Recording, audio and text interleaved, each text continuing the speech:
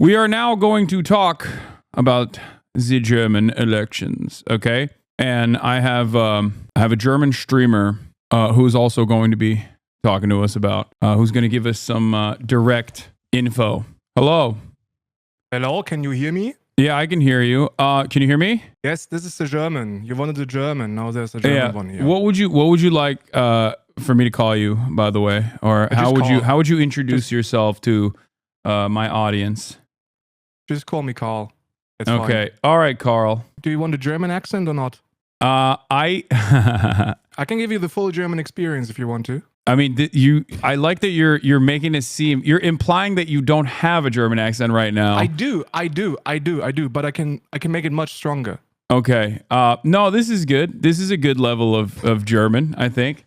Have you ever heard my German accent, Carl?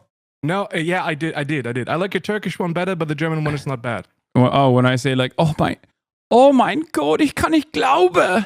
Ich kann das nicht fassen. Nee, you got to work on your anger level, because if you want to imitate a German one, then you got to be much more angry. This was more like an Austrian accent. Ah, okay. The German one is like a much harder one, like, oh mein Gott, ich kann das nicht glauben. Oh mein Gott, ich kann nicht glauben. That's much better. More angry. Just imagine you hate foreigners, and there's a bunch of them in your country.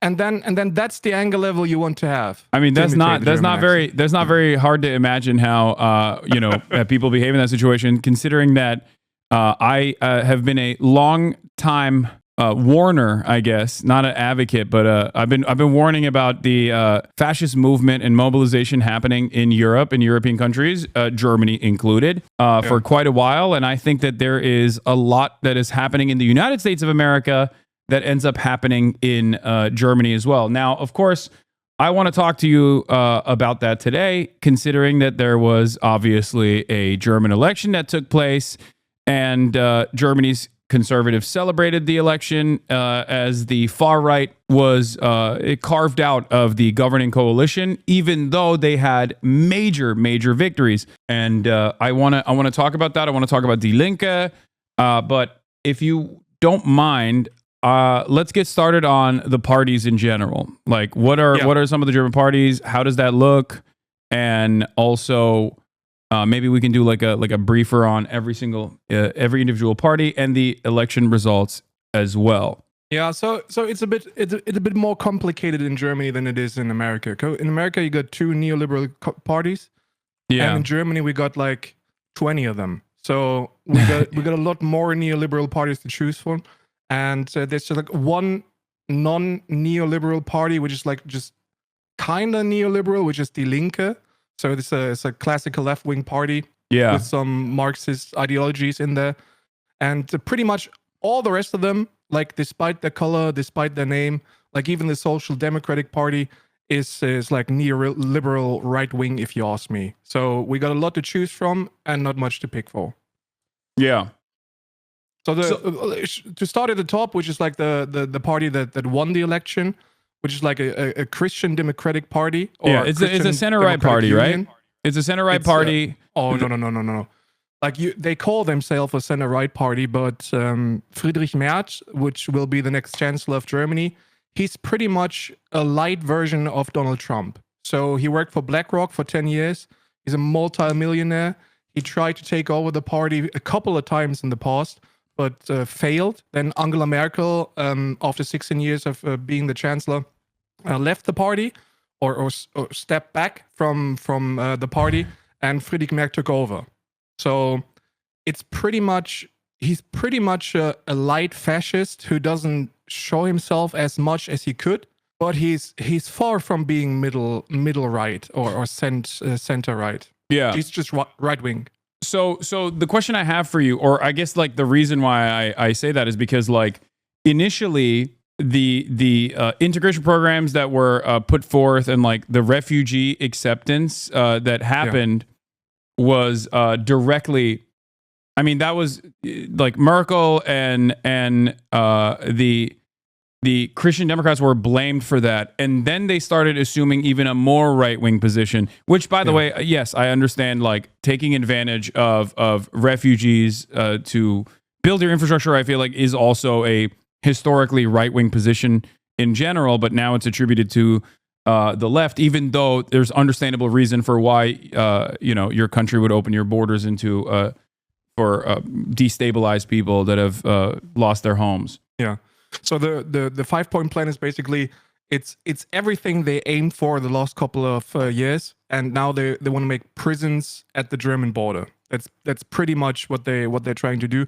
We do have a policy in place that'll take the prisons on the European border, but the right-wing parties in Germany want to have those prisons at the German border. So it's pretty much just like a worse version of the European policy.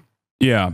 It seems like, but that's what I mean. They saw the rise of the AfD and other, they saw a lot of right-wing mobilization, and they basically turned around and were like, no, we're going to be the ones who will oversee the militant border policies, not these fascists.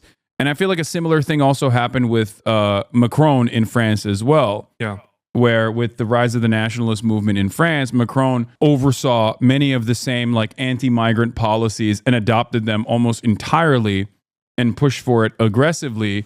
And if you ask these guys, they will say, oh, we're doing this because we want to stop fascism. We're capitulating to reactionary sentiment so that we can stop the fascists from gaining power and gaining momentum. That is precisely what the Democratic Party tried doing as well. But of course, they got destroyed by the Republicans in the process. And they've never really stopped trying to do that anyway. Well, that's what they always do, right? Like, as soon as the economy fails because of capitalism, they turn fascist. And they try to take all the blame and put them on the foreigners in Germany. And they did the same in Italy. They did the same in France, in Poland, Hungary. They did it in all the European countries, which is why all of Europe moves to the right wing. And now, pretty like even the Green Party, which is like the one of the more left-wing parties, you could say. It's like they're neoliberal, but they're also like left-wing. Like at least they were in the last couple of years, and they turned straight to the right-wing policies against foreigners, and pretty much like they're in line with the AfD, which is what's happening right now. So we got a couple of parties, like 5 of them, who are just in line with AfD. They do the same policies. They're pretty much the same, except for being not as much anti-Europe as the AfD is. So the AfD wants like a German currency. They want the Deutsche Mark back, which is like catastrophic, which is like the only thing that the AfD does that the other parties don't do. So in Germany, we're pretty much, as a left-winger in Germany, you're pretty much fucked at best. Oh, no, I know. Right? Oh, I see it. And I think like the Israel stuff, I think perfectly demonstrated that like in terms of German politics and the widespread adoption of like very far right sentiment on this issue.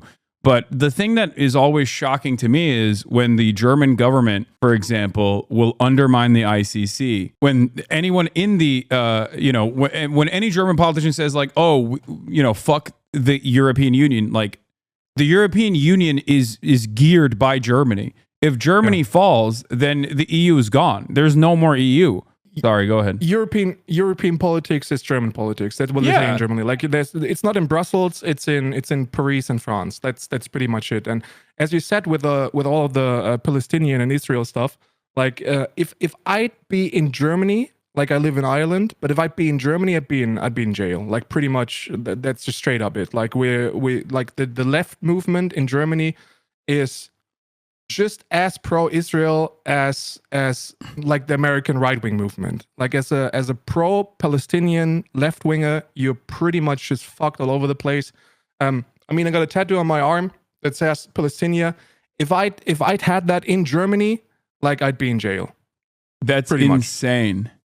I mean, I've seen it though. I've seen it. They're fairly actively going after any kind of like mobilization that criticizes Israel, and even from what I understand, Die Linke is what we're going to be talking about today. Obviously, they gained a lot in this election, and there's some celebration that's worthy here. I think, especially as an American, it's like ridiculous for me to criticize any other country's politics in this way, because like Die Linke, even if I don't fully align with their worldview, it's like closer to me than the modern Democratic Party is. That's for sure. So in that regard, I think there's some celebration that must be had here. Having said that, you can't have a conversation about Die Linke's massive gains without thinking about the shadow cast by the AFT's unimaginable gains in such a short period of time, becoming the second largest bloc.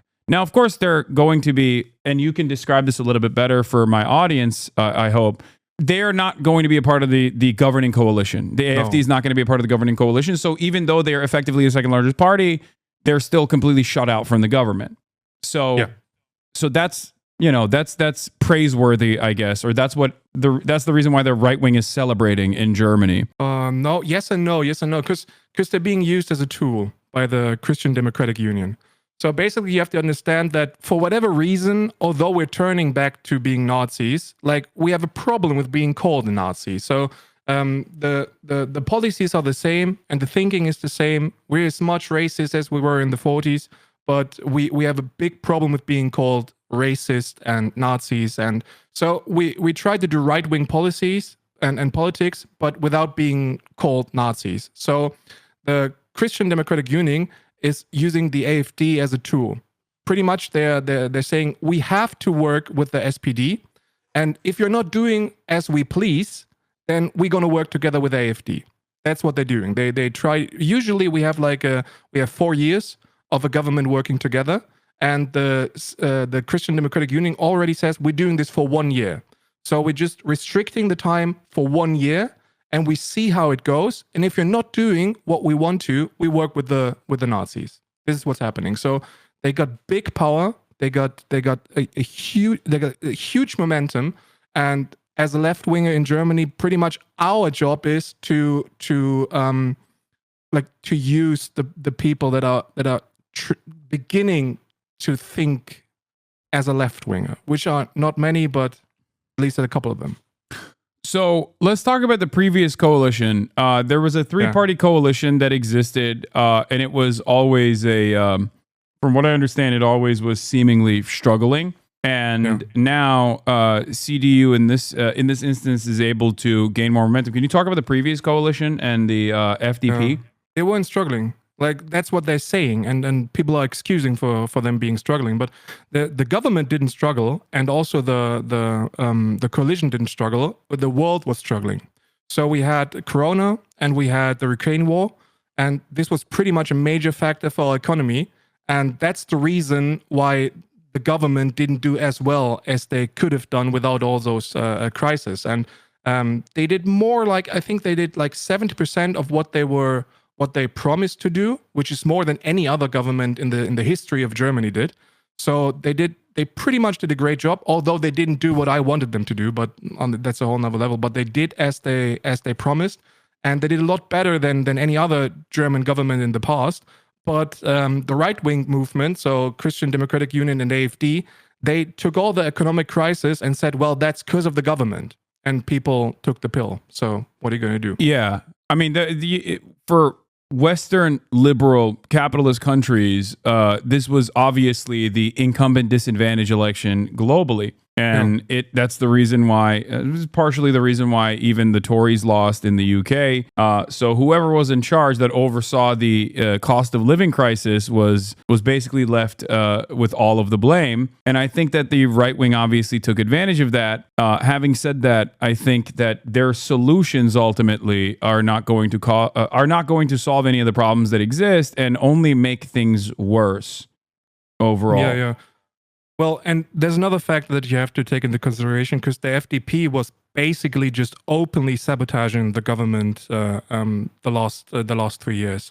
So they said it. So usually the government works for 4 years. This time there were new elections after just 3 years, because the FDP was basically just sabotaging the government, and they had no chance but to do re-elections, right? So yeah. Well, at least they're not in the government as of now, so they didn't get enough votes, which is good. But this was a major factor for the last government not being as successful as they could have been. So the way this works is if you don't get 50% majority, like if no singular party reaches 50% majority, then they have to set up a coalition, right? Yeah. And it seems like the Christian Democrats are going to set up a coalition with the SPD once again, Yes, as they have in the past, and therefore, I mean that I suspect is what's going to take place, right? Like that's the yeah. It's not as much about percentages as it is about seats. So you need a couple of seats, like I think it's 316 as of now that you need to form a government. So or 306, I don't know. But at this place, we're gonna get the Christian Democratic Union and SPD government, which is basically a given. Yeah, 316 seats total. Yeah. Right. So that is a given. Yeah. What do you? I mean, what have they signaled that these two parties are going to do? Because like SPD, can you describe to my American audience like what SPD is and how they present themselves versus like what their current alignment is, what their current ideological alignment is? I think in Germany they call them the socialists. So, but in Germany, like in America, everything that is like just slightly left wing is a socialist. So they're far from being socialists. Like they're like a neoliberal, just centric party that does everything they have to do to stay in power or to take the power, and they're doing nothing that could be considered left wing for 20 to 25 years. So they destroyed the social state. They present themselves as a labor party, which is kind of the whole identity of being like a labor party, just like doing the stuff that the others wouldn't do, being like a classical Marxist left-wing party. But they, like, ever since the KPD, so the Communist Party in Germany, split themselves from the SPD, there's not much of a socialist view left in the SPD. So the difference between SPD and CDU isn't as large as you'd think. So they pretty much do the same Eurocentric neoliberal politics, and they're great coalition partners. Like they work together for like 20 years, the last couple of years. I'm 36 years of age, and I can't imagine like SPD and CDU. It's basically the government. They're doing coalitions all the time for 20 years, and they're doing much the same. CDU says what has to be done, and SPD they do nothing. So let me ask you something, Carl. There are a lot of, I would say, German liberals who are frustrated with your commentary, and it's something that I'm very familiar with. Liberals being frustrated with your commentary. I'm used to that, yeah. What is their assessment? And I asked chat this as well. What is your assessment, chat? The German liberals specifically, what is your problem with what Carl has said so far? Because it seems like maybe, I mean, I've seen a lot of people that support the Greens, saying that the Greens are actually leftists. Yeah. I've seen a lot of people chime in and say the SPD is not neoliberal. But I mean, which is crazy, but okay. It seems like, from what my assessment, and this is reductive, but I saw basically the Christian Democrats and SPD and even the Greens as like numerous different parts of the Democratic Party, even the FDP, as a matter of fact. Very similar to the American Democratic Party, but they just all have like different facets of the American Democratic Party, because we have our crazy neoliberals who like immediately want to implement free market principles on the one hand. We have our obviously relatively socially conservative right-wing Democrats out there, the Blue Dog Democrats and the Problem Solvers Caucus here in America. So like I think all of these parties that I have basically pointed to make up different parts of the Democratic Party. And I would even go so far as to say Die Linke as well would make up like the super progressive wing of the Democratic Party, like the AOCs and the Bernie Sanderses of the Dems as well. I wouldn't say so, because I heard a great thinker in Germany who says if you take all the policies that Die Linke tries to implement and you just implement 50% of them, that's the end of capitalism. Like, and it's pretty much just the truth. So they're okay. Very like they have some great Marxist thinkers in the lead as of now for the last couple of months, and they're doing great work. So I'd say if you want to vote for a left-wing party, then you have to vote for Die Linke. The only reason, like the communists in Germany and also those like ultra left-wing people in Germany aren't much of fan of Die Linke, is because they're against parliamentism itself, against the democracy as it is, and because of their statements or missing statements about the genocide in Israel and Palestine. So that's the only two reasons that I can think of that people aren't happy with Die Linke. But besides that, they're doing great work. And all those other parties, they're pretty much neoliberal. So none of them is socialist.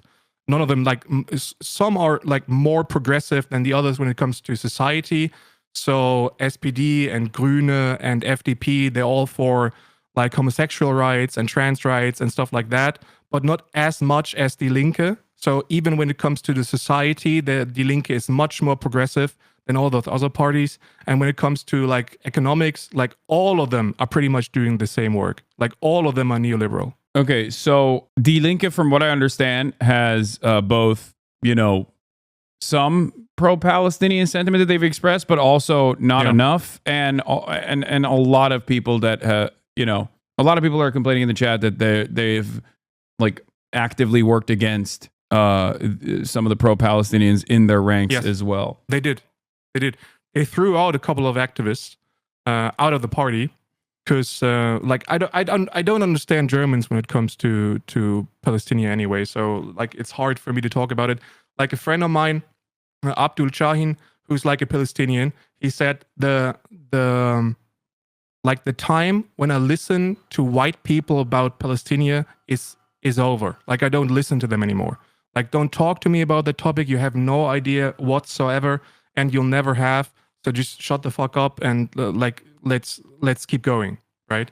And this is pretty much my view on the whole like Palestinian. Like Friedrich Merz, the first thing he did was invite Benjamin Netanyahu. Yeah, that's pretty insane. It pretty much tells a story, right?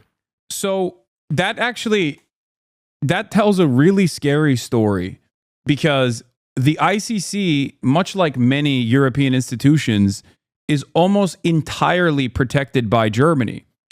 And if it wasn't for Germany, then like the ICC is a completely toothless institution. One could say that it already is, unless they're going after warlords in Africa, or as Lindsey Graham once famously said, thugs like Putin. With the exception of those territories that the ICC covers, like Germany is supposed to be the protective party over the ICC. So when Germany invites Netanyahu, that is directly undermining the ICC's power. It's saying that the ICC is over. There is nothing. Yeah, it's anarchy. Like Putin is objectively bad, though. Come on. Yes, I know. I'm just simply stating that so is Benjamin Netanyahu. It would be ridiculous if he said Putin can come to Germany, without fear of repercussions. Everyone would understandably get mad at him. But when he says Benjamin Netanyahu can violate the ICC arrest warrant and come to Germany without any fears, this is not seen as like a direct shot at the remaining power and influence that this International Criminal Court has. Yeah, it's just a kick in the balls for the ICC as a whole. Like Germany was that one European country that took the ICC and put it about everything else. And historically, it's a pretty bad hit for the ICC in general, because it says you can do whatever the fuck you want to as long as you're in line with America. That's pretty much what that says. And we have no party except for Die Linke who stood up and said, no, that's not going to happen. Because Jan van Aken, who's like the head of Die Linke, or one of the two heads of Die Linke, he says like he's going to go to jail if he tries. Yeah, this is completely unacceptable. Like I don't think people understand how serious this is. Like this is why I kept repeating over and over again, and many Germans in my chat and many Europeans in my chat get mad at me, but like every country is now becoming Viktor Orban. A lot of the Western European nations made fun of Viktor Orban for understandable reasons for the longest time, and now slowly but surely they are moving in the Viktor Orban direction.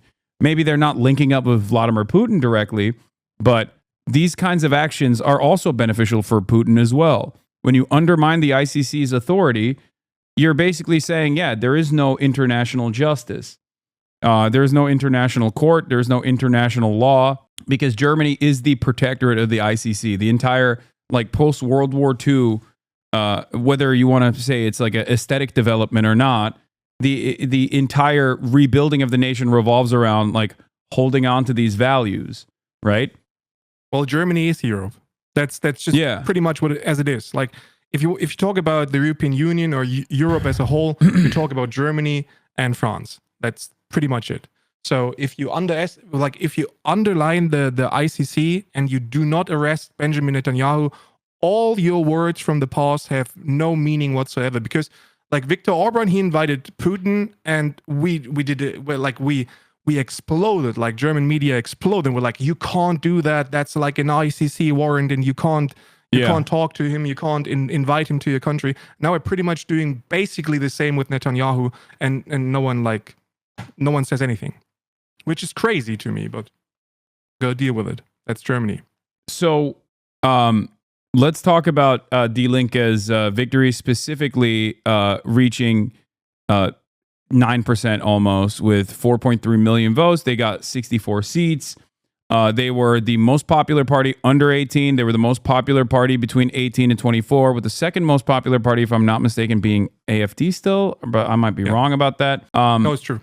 And that's still obviously, I mean, that's a good thing overall. What do you attribute to Die Linke's victories in this last election? Well, it was the focus. They focused on class war. So it was the first time in years. Like, I can't imagine a time where, like, a left-wing party in Germany did such a good, amazing focus on class war.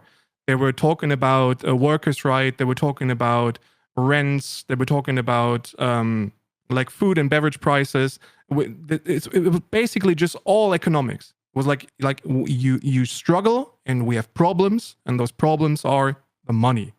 You're missing money. We're going to get you the money, and we're going to get you the money from the rich people.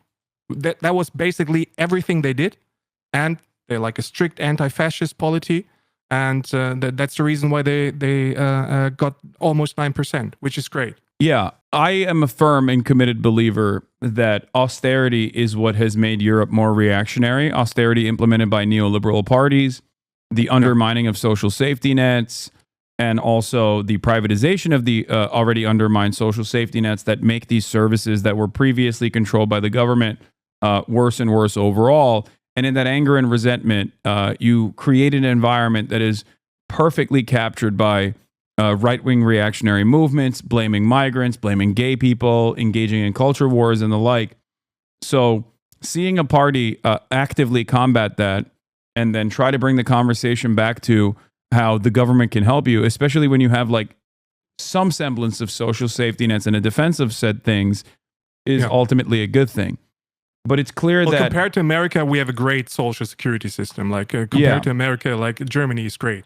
Like, we're not as good as Scandinavian countries are, but we are a lot better than the US is doing. But we could do a lot better. So we're privatizing like the whole, like, we're not buying houses, we're renting houses, which is the reason why capitalists profit from those house rent prices. And they go up and up and up and up by 40% the last 5 years, which is like, the capitalists do what they always do. Like, whenever there's a crisis, economic crisis like Corona or the Ukraine war, like people are expecting that the prices go up. So, and as they were expecting that the prices go up, like, the capitalists took the prices and just skyrocketed them to the max. So they did maximum profits over the last couple of years, and everyone's blaming it on the foreigners, which is kind of crazy because, like, there's a German politician who's Gregor Gysi, who says, like, a couple of years ago, 10 years ago, there weren't as many foreigners in Germany as there are now. And the rent prices were up as well. And you didn't have just €1 more in your pocket.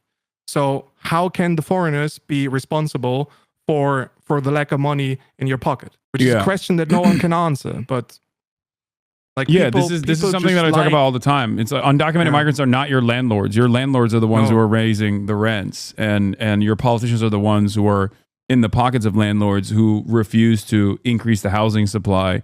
So that's a great way to communicate. I just seeing the rise of the AFD though. Are people actually listening? Especially considering that the CDU also still improved its stances, from what I understand. Improved its standing. Sorry, from what I understand. So you got gains on the CDU side, and you got major gains on AFD. What does that say about German politics, the state of German politics right now? Well, the German society is just like they buy the picture of the bad illegal immigrant who's responsible for the shit that's happening. So we got historically low crime rates in Germany. Like the crime rates aren't as high as like the media and the people are trying to tell the German people. And we're just trying to build the feeling of you have to be afraid, and you have to be afraid of the foreigner. Because the illegal immigrant is the source of all our problems. And if we get rid of them, if we get rid of the Muslims, it's not the foreigners, it's just like the non-white people. Like, just say it as it is. It's just straight up racism. We do not have a problem with like Ukrainian people or with Polish people or with French people. We have a problem with like the Muslims, like the Turks, the Arabic countries. Like, we have a problem with those people. So if you come to Germany and you're not white, you have a problem at the moment, because people are buying that you're responsible for pretty much every problem that is in Germany right now. So whether it being the crime rates, whether it being like economic crisis, whether it being like, just pretty much imagine any problem, and the answer from CDU and AfD and SPD and the Green Party is, well, it's illegal immigrants. So I think 70% of the people who voted yesterday, the most important topic for them was illegal immigrants. 70%, which is crazy. In 2021, like climate justice and like war and corona and stuff like that was on our agenda. So those were the topics that you could win an election with. This year, it's illegal immigrants. So, and this is the reason why even the SPD and the Green Party focused on illegal immigrants and what we can do to get rid of the illegal immigrants, which is pretty much nothing, because like first and foremost, they're not illegal. Second of all, it's because of the Dublin Amendment. So Germany is in a pretty privileged position that if we hold European law, then we do not have any immigrants whatsoever. No one can enter Germany because we're in the middle of it and we have no border. So we have no European border. So no immigrant can enter Germany without breaking a law. So German politics at the moment are saying like, we do not want any immigrants whatsoever. We just want the ones who work, which is like a classic capital argument. You're not looking at the human, you're looking at the resource. If you work, you're good. If you're not working, get the fuck out. Yeah, that's also an interesting position, because I guess like Germany's right wing also has this position, as opposed to like I would say the British right wing, whereas the British right wing and even Brexit was caused not only because of their version of the quote unquote refugee and Islam problem, but beyond that, they were very frustrated with like Polish migrants coming in, well, not even migrants, but like a Polish workforce coming in, which they perceived as like displacing the existing British labor pool. And I feel like in Germany, there's a difference where some of the right wing parties still have a very like hardline approach, which is maybe born out of German history post World War II, bringing in migrants specifically to work in German industry. Turks obviously being a major group here, where they just simply look at it with this cold approach, where they're like, yeah, you could come in, you just have to work for much cheaper. Is the AFD's stance on this similar, or do they want to just eradicate all across the board, like no more migrants whatsoever? In public, yes. Like in public, like people like Alice Weidel, she's someone who's in public saying that we need immigrants, and as long as you're paying your taxes, doing your work, as long as you assimilate, you're fine and you have nothing to worry. But behind closed doors, like the AfD is run by Nazis, like just straight up literal Nazis, like the same the hookah thinking guy, right? That dude is a straight up Nazi. Yeah, he is. Like he's a fascist. He's a Nazi in every way. Like he'd walk next to Hitler if he'd had a chance to. So the AfD is run by literal Nazis, but they trying to be like just like a mild liberal right-wing party. So we have no problem with foreigners in general. We have no problem with any race or any ethnicity or any religion in general. It's just the criminal ones, and it's the ones that are not working and destroying our social state.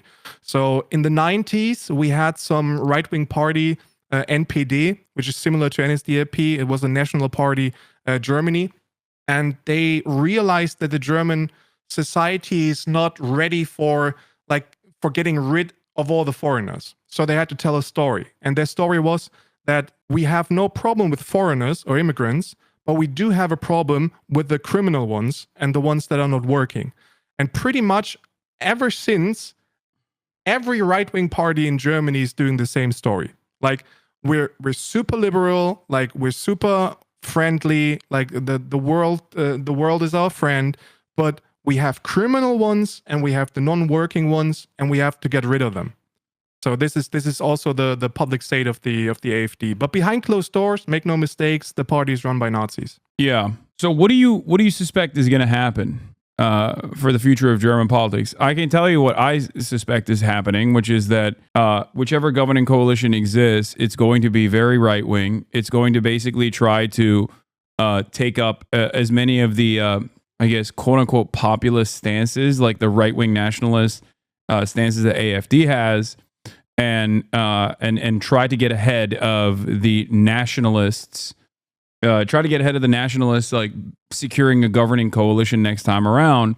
But in that process, that capitulation will normalize more and more right wing positions, as it has already, and then people will say, okay, well, we don't want the diet thing. We want the real thing. Like, we want AfD.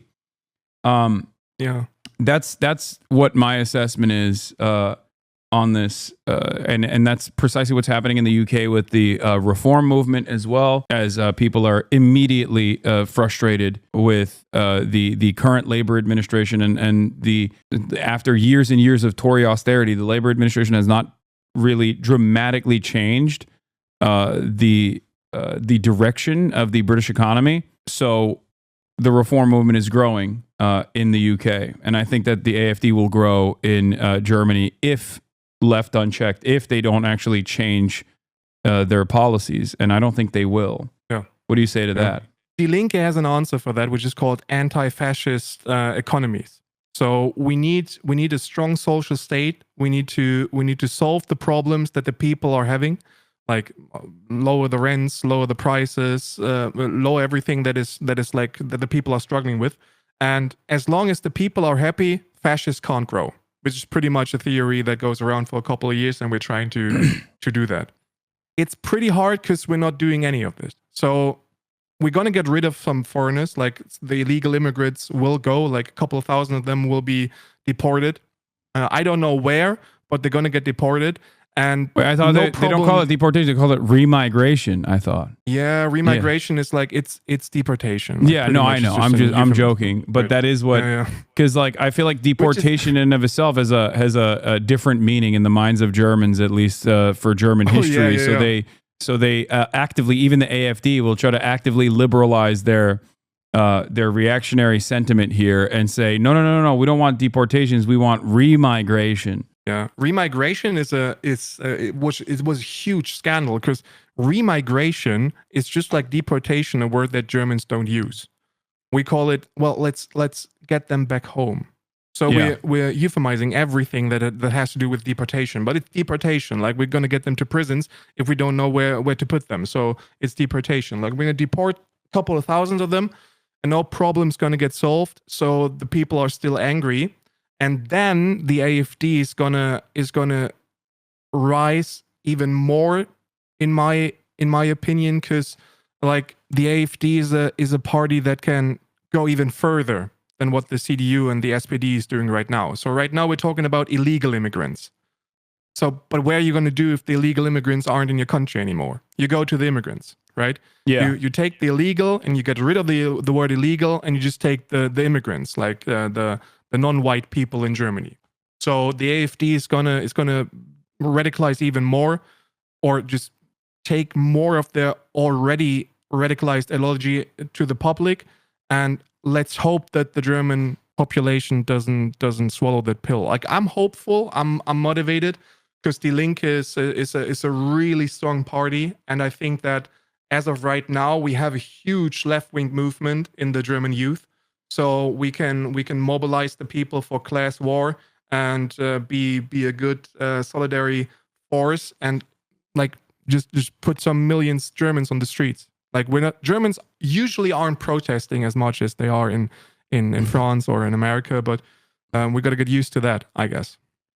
So, what do you say to people that claim that Die Linke's advancements simply were to take away from SPD and Grüne's?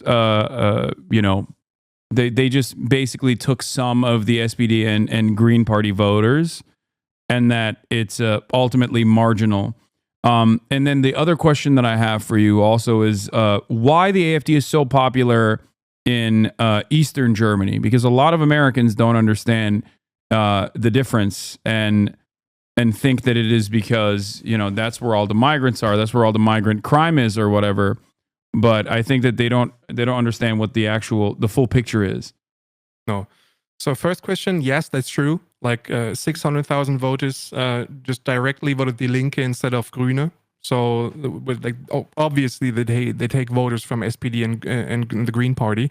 But I think it's a good thing, because SPD and the Green Party aren't left-winged. And Die Linke is. So if you're a left-winger, you got to vote for a left party if you're voting. Yeah. So having a strong left-wing party in the parliament is pretty important, and standing up for what you believe in is also very important if you believe in democracy and parliamentism. So if you vote as a left wing in Germany, you can't vote tactical for the SPD or the Green Party, because you're basically going to get the same politics that you're going to get with the CDU. So CDU with SPD, there's no difference from CDU and the Green Party. It would have been the same. And why are there like more right-wing people in Eastern Germany? Because Eastern Germany's economies are even more fucked than in Western Germany. Yeah, like in the 90s, West Germany, like when the Soviet Union fell and the DDR, when the DDR was being like took over by Western Germany, like from that point on, West Germany fucked Eastern Germany whenever they had the chance to. Like we privatized everything. Like there are a lot of people that are unemployed. Like they lost their houses, they lost their money, they lost their properties, they lost their working place, they lost everything. And Western Germany privatized whatever they wanted to. So whatever, like whenever there's a crisis, the crisis hits Eastern Germany even harder than West Germany. Yeah. Which is the reason why the people in Eastern Germany are much more radicalized, like 30% AfD and 15% Die Linke. Yeah. And also, one note here, but yes, Americans don't understand this, but like there are more, I guess, quote unquote, foreigners in Western Germany than there are in the Eastern Germany territories that the AfD actually dominated. And a similar thing actually happens in America as well. So many rural areas that are not diverse at all make these anti-diversity picks, these anti-diversity initiatives. They get swept away by that, thinking that, black and brown people are coming in and changing their culture or taking their jobs, stealing their jobs, when in fact it's quite literally not the case. And more diverse environments with actual like places where there are actually undocumented immigrants, for example, in higher numbers, are oftentimes Democratic Party strongholds in general. Yeah. Well, obviously, like wherever there's a university in Eastern Germany, like people are voting left winged. So when there's people around and the city's diverse, then they're not voting AfD. Like it's pretty much the same all around the country. Like if a white person meets a non-white person and realize, well, he's not as bad as I thought, then people, like things change for the better. But Eastern Germany has like, I think between 2 and 7% foreigners, whereas in Western Germany it's like 30-35%, even 40 in some in some cities. Yeah. Okay. Well, thank you so much for coming on, Carl. Is there anything we missed that you want to say before I let you go? Not as much. Like German politics aren't as different from the American ones. It's just like we have more parties doing the same thing. Yeah. Like in America, you got 2 parties basically doing the same thing. In Germany, we have like 6 of them, or 20. So it's all around the world. It's the same. Yeah, that's what I try to describe to people. I mean, I come from a background in Turkish politics where I understand what it's like when you have a multi-party parliamentary structure, which, I mean, Turkey's now a presidential system. There's a constitutional reform that took place, but, the alignment still basically falls into the 2 different camps. Oftentimes there's still a uniparty understanding. At least in America, there's a lot of uniparty when it comes to deregulation. It's mostly in the margins, those differences. Like the Democrats will deregulate marginally less than the Republicans, but ultimately, when it comes to foreign policy, it's completely uniparty as well. Having said that, in the European parliamentary structures, the coalitions that they build basically create the same exact outcome. Yeah. It's neoliberalism. Like everywhere you look, it's the same in America as it is in Europe, and especially in Germany. Like we profit from capitalism all around the place, and we turn to fascism whenever there's a crisis. So that's the same. Like it's happening to you in America, and it must be very hard to be a left wing in America at the moment. So stay strong to my comrades in America. Just stay strong, and I don't know. Like I really don't know what to do against Trump, because he's like pretty much doing the German playbook as of right now. Yeah. You mean the old German playbook? The old German playbook. Not exactly. The liberal one, but he's doing the old German one. Oh yeah. It's funny, like you say, history repeats itself, but I could not think that it would repeat itself in America, but it is. Oh yeah, no, it is. Unfortunately. And it took less than 100 years for us to just like snap back, because I guess capitalism is inevitably going to yield crisis, and in that crisis, fascists will obviously create a semblance of stability, and in that circumstance, capitalists have a decision to make: where do they still want to maintain the same old hierarchies, even if it's done with the steel grip of fascists? Will they be able to restore order that way, as long as they retain the same hierarchies?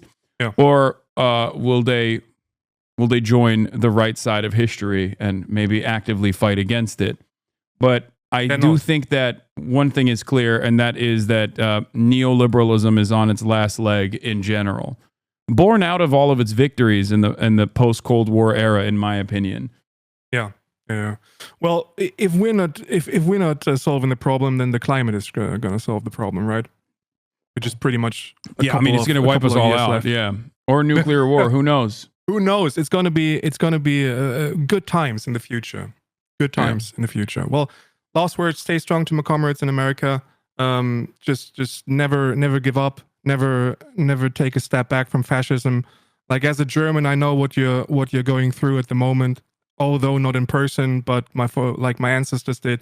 It's a pretty rough time, but rough times always, we're going to come through. Like you're going to come through. Let's hope Germany's not taking the same path. All right. Thanks a lot, Carl. Take care, Have a good one. Bye.